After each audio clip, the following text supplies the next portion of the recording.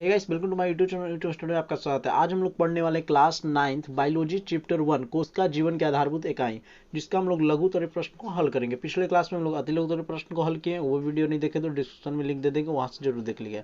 चलिए शुरू करते हैं मेरे प्यारे साथियों। सबसे पहले देखिए, फर्स्ट क्वेश्चन है, निम्नलिखित में किन्हीं दो प्रमुख कार्य बताना है।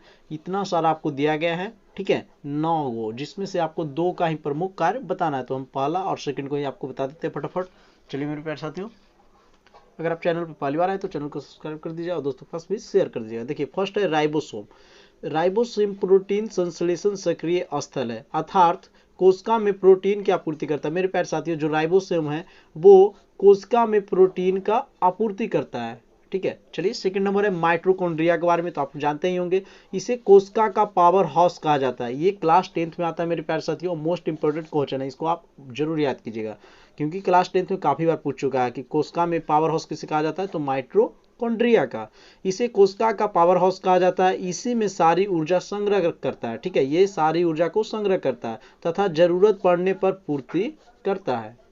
चलिए इसके बाद हम लोग देखेंगे सेकंड नंबर प्रश्न, किस प्रकार की कोशिका को प्रोकैरियोटिक कोशिका कहा जाता है।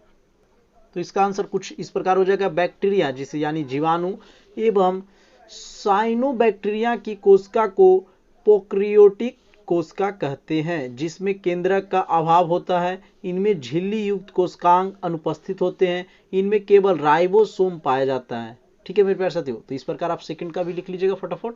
चलिए थर्ड नंबर प्रश्न को देखते हैं। थर्ड नंबर में पादप कोशिकाओं और जंतु कोशिकाओं के मुख्य अंतर क्या है। तो इसका आपको हम स्क्रीनशॉट लगा देते हैं। देखिए पहला पादप कोशिका में दिया हुआ है मेरे प्यारे साथियों, ठीक है, नियमित आकार, इस साइड आप है अनियमित आकार। एक साइड है सुलूलोज को बनी निर्जीव कोशिका, एक अनुपस्थित। पहले सीड उपस्थित होता है एवं युगलिना को छोड़कर सभी जंतु कोशिका में अनुपस्थित होता है। तो आप इसको लिख लीजिएगा, काफी आसान था। चलिए आगे देखेंगे हम लोग फोर्थ नंबर प्रश्न, यदि गाल्जी उपकरण न हो तो कोशिका पर क्या प्रभाव पड़ेगा। तो 4 नंबर का आंसर कुछ इस प्रकार हो जाएगा, गाल्जी उपकरण कोशिका में मुख्य स्वतंत्र का कार्य करता है, ठीक है। पादप सेल विभाजन के समय कोशिका प्लेट बनाने में सहायक है। इसके अभाव में कार्य रुक जाएंगे। मेरे प्यारे साथियों, जब गाल्जी उपकरण नहीं रहेगा तो क्या होगा, कार्य रुक जाएगा, कार्य नहीं हो पाएगा।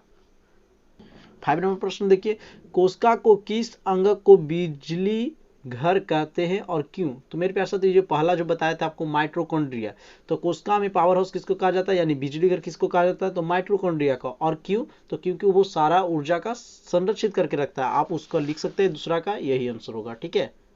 चलिए आगे देखेंगे हम लोग 6 नंबर प्रश्न हम लोग का, एंडोसाइटोसिस किसे कहते हैं। तो चलिए इसके बारे में जान लेते हैं फटाफट। तो इसका आंसर कुछ इस प्रकार है मेरे प्यारे साथियों, एकाकोशिकीय जंतुओं के कोशिका झिल्ली द्वारा अपने बाह्य वातावरण से भोज पदार्थों के अंतर्ग्रहण की क्रिया एंडोसाइटोसिस कहलाती है। इस प्रकार आप लिख लीजिएगा, काफी आसान था। अगर चैनल पर पहली बार है तो चैनल को सब्सक्राइब जरूर कर दीजिए। चलिए आगे देखते हैं हम लोग 7 नंबर, लवक कितने प्रकार के होते हैं, इनके कार्यों को आपको लिखना है। तो ये प्रश्न काफी अच्छा है। तो हम लोग सबसे पहले जानेंगे, लवक 3 प्रकार के होते हैं, कौन कौन सा। तो वर्णिक लवक। अब वर्णिक लवक के क्या कार्य है इसके बारे में जान लेते हैं। यह फलों फूलों के रंग निर्धारण में सहायक होता है। मेरे प्यारे साथियों, यदि किसी का रंग लाल है तो वो किसके कारण होता है, वर्णिक लवक, ठीक है। फिर अवर्णिक लवक, खाद्य पदार्थों के संग्रह में सहायक होता है। ये जो होता है खाद्य पदार्थों को संग्रह करता है, संग्रह यानी जोड़ता है, ठीक है। तीसरा है हरित लवक, पत्तियों में जो इनके हरा और ताजा बनाए रखते हैं। जो पत्ती मेरे प्यारे साथियों हरा होता है और वो ताजा रहती है, वो किसके कारण, हरित लवक के कारण। तो ये हो गया 7 नंबर का आंसर। चलिए आगे देख लेंगे हम लोग 8 नंबर प्रश्न, केंद्रक झिल्ली में पाए जाने वाले छिद्र को क्या कहते हैं, ठीक है। तो चलिए इसके बारे में जान लेते हो। तो 8 नंबर का कुछ आंसर इस प्रकार हो जाएगा, केंद्रक झिल्ली पर पाए जाने वाले छिद्र को न्यूक्लियर पोर कहते हैं, जिसके द्वारा केंद्रक द्रव एवं कोशिका द्रव के बीच आवश्यक पदार्थों का आदान प्रदान होती है, ठीक है। तो इस प्रकार आप सिंपल है काफी। चलिए आप फटाफट लिख लीजिएगा। 9 नंबर में मेरे प्यारे साथियों, जीन की आनुवंशिक इकाई क्यों कहते हैं, ठीक है। जो जीन है उसको आनुवंशिक इकाई क्यों कहते हैं। तो ये बहुत ही अच्छा प्रश्न है। चलिए इसके बारे में जान लेते हैं। जीन में वे सारी आवश्यक सूचनाएं अस्थायी रूप से संचित रहती है जो कोशिकाओं में उपापचय वृद्धि एवं अगली पीढ़ी में उसके उत्पादन को नियंत्रित करती है, जिसको बोलते हैं ना मेरे प्यारे साथियों, डीएनए। इसी के कारण होता है, ठीक है, जिसके कारण ये पैतृक गुणों को अपने संतति में लाने का कार्य करते हैं। इसके कारण जीन की आनुवंशिक इकाई कहते हैं। जैसे हम लोग अपने माता पिता के रूप में किसके कारण होते हैं, तो डीएनए के कारण में, तो यही जीन के कारण होता है। चलिए आगे देख लेंगे हम लोग 10वां नंबर प्रश्न, विसरण तथा प्रासरण में क्या अंतर है। चलिए तो इसका आंसर कुछ इस प्रकार हो जाएगा मेरे प्यारे साथियों, गैस, द्रव तथा विलय अणुओं की उनके अधिक सांद्रता के क्षेत्र से कम सांद्रता के क्षेत्र की ओर होने वाली गति विसरण कहलाती है। ये क्लास 12 में पढ़ना है मेरे प्यारे साथियों, बहुत इंपॉर्टेंट है। विसरण और अर्धपरागम झिल्ली ये सब सभी प्रासरण हो या विसरण हो, सभी क्लास 12 में पढ़ना है, ठीक है। तो देखिए इसमें दिया गया था उनके अधिक सांद्रता वाले क्षेत्र से कम सांद्रता वाले क्षेत्र में, ठीक है। समझिए कि ये हो गया हम लोग का एक मिश्रण, इसमें यहाँ पे अर्धपरागम झिल्ली होता है, इसी को बोला जाता है, ठीक है। तो अधिक से अगर कम दाने आने लगे तो उसको क्या बोलेंगे हम लोग, विसरण। जबकि विलायक या जल, आपको पता होगा कि इसमें दो ही चीज होता है, विलय और विलायक। जल अणुओं की गति एक अर्धपरागम झिल्ली द्वारा हो तब उसे प्रासरण कहते हैं। ये प्रासरण भी क्लास 12 में ही पढ़ना है, तो इसको आप अभी से ही याद रखिएगा, तो काफी आपको आगे जाके मदद मिलेगा। अगर आप ही अभी तक आप चैनल को सब्सक्राइब नहीं किए तो चैनल को सब्सक्राइब कर दीजिए, क्योंकि यहाँ से आप क्लास 10th में जाने वाले हैं और क्लास 10th के लिए ये चैनल मोस्ट इंपोर्टेंट है। 11 नंबर प्रश्न हम लोग देखेंगे, जीवों में पदार्थों के परिवहन की क्या आवश्यक है, ठीक है। तो 11 नंबर प्रश्न यहाँ से हो जाएगा हम लोग का कि जीवों के शरीर सुचारू रूप से वृद्धि विकास के लिए पदार्थों का परिवहन अनिवार्य है, ठीक है। जीवों का जो भी शरीर में वृद्धि विकास के लिए पदार्थों के परिवहन अनिवार्य है तथा परिवहन के द्वारा ही शरीर के विभिन्न भागों में पोषण पहुंचता है। चलिए मेरे पास आगे देखते हैं हम लोग। 12 नंबर प्रश्न हो जाता है, क्रोमोसोम तथा क्रोमोडिट में क्या अंतर है।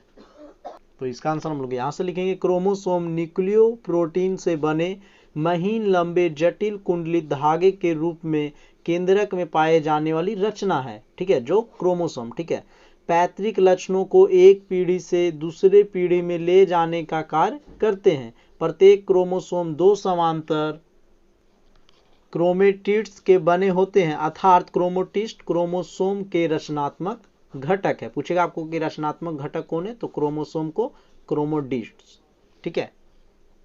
13 नंबर हम लोग का प्रश्न है, यूकेरियोटिक कोशिकाओं के मुख्य लक्षण क्या है। तो सबसे पहले हम लोग लिख लेंगे, यूकेरियोटिक कोशिकाओं के प्रमुख लक्षण इस प्रकार है। पहला में दोहरी झिल्ली से घिरी हुई एक स्पष्ट केंद्रक की उपस्थिति एवं, यानी दूसरा में अब आएंगे, झिल्ली से घिरी अधिकांश अंग को जो दक्षता पूर्वक अपने विशिष्ट कार्यों का निष्पादन करते हैं, ठीक है। तो इस प्रकार दो लक्षण हो गया। 14 नंबर प्रश्न है, वायरसों में सजीवों का लक्षण क्यों नहीं पाया जाता है। तो चलिए इसके बारे में भी फटाफट जान लेते हैं हम लोग। वायरसों में किस प्रकार की झिल्ली नहीं होती है, जो वायरस होता है मेरे प्यारे साथी उसमें किसी प्रकार की झिल्ली नहीं होती है, इसीलिए इनमें जीवन के लक्षण तब तक परिलक्षित नहीं होते हैं जब तक कि किसी सजीव के शरीर में प्रविष्ट करके कोशिका के मशीनरी का उपयोग कर अपना बहुगुणक नहीं करते हैं, ठीक है, बहुगुणक नहीं करते हैं। और अब लास्ट प्रश्न में मेरे साथ, अभी तक आप चैनल को सब्सक्राइब नहीं किए तो चैनल को सब्सक्राइब कर दीजिए और दोस्तों के पास भी शेयर कर दे, क्योंकि ये चैनल आपके लिए मोस्ट इंपोर्टेंट है। बार बार बोल रहे हैं मेरे साथ, क्योंकि क्लास 10th का सभी का हल करके अभी से ही अपलोड कर दिया गया है। 9th का नहीं किए थे, इसीलिए 9th का भी बना के डाल देते हैं। चलिए देख लीजिए यहाँ 15 नंबर की, चिकनी अंतःपद्रवी जालिका पर राइबोसोम एक ही में लिखिएगा, अनुपस्थित होते हैं एवं वे वसा एवं कोलेस्ट्रॉल का संश्लेषण करते हैं, जबकि खुरदरी अंतःपद्रवी जालिका पर राइबोसोम उपस्थित होता है, ठीक है, जो प्रोटीन का संश्लेषण करती है। तो इस प्रकार हम लोग का अति लघु उत्तरीय प्रश्न हल हो गया है। इसके बाद नेक्स्ट वीडियो में हम लोग दीर्घ उत्तरीय प्रश्न को अपलोड करेंगे। तो आप चैनल पर पहली बार आए तो चैनल को सब्सक्राइब कर दीजिए और दोस्तों के पास भी शेयर कर दें। मिलते हैं नेक्स्ट वीडियो में। जय हिंद, जय भारत।